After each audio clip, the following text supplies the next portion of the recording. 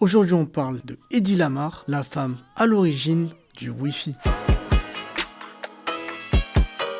Hedy Lamarr grandit en pleine Première Guerre mondiale. Sa jeunesse se passe dans une famille cultivée avec un père lui apprenant à démonter toutes sortes de machines. Et au fil des ans, ce que son père lui a transmis continuera de grandir. Mais le monde, lui, la retient surtout pour autre chose. Sa beauté étant réputée pour être l'une des femmes les plus belles de son époque et sa carrière à Hollywood. Loin des caméras, elle passe son temps à inventer. Et pendant la Seconde Guerre mondiale, l'armée américaine rencontre un problème. Les torpilles sous-marines guidées par radio peuvent être facilement brouillée. Une arme censée être précise qui devient totalement inutile. Ayant déjà côtoyé des ingénieurs dans les années 30, elle comprend très vite l'enjeu. Avec un ancien ami à elle, compositeur, Georges Antheil, elle imagine une idée inspirée des pianos automatiques. Faire changer en permanence la fréquence d'un signal. Résultat, un signal imprévisible, impossible à intercepter ou brouiller. Et en 1941, il décide de déposer un brevet. Mais personne ne les prend au sérieux. Qui croirait une actrice à un compositeur ayant eu une idée de génie? Leur idée est donc mise à la poubelle. Des années plus tard, en pleine guerre froide, son principe est finalement utilisé. Puis avec l'évolution des technologies dans les années 80 et 90, l'idée se développe petit à petit. Et aujourd'hui, elle est appliquée dans notre vie quotidienne à travers le Wi-Fi, le GPS ou encore le Bluetooth. Sous-estimée à sa juste valeur à son époque, mais aujourd'hui adoptée et utilisée dans le monde entier.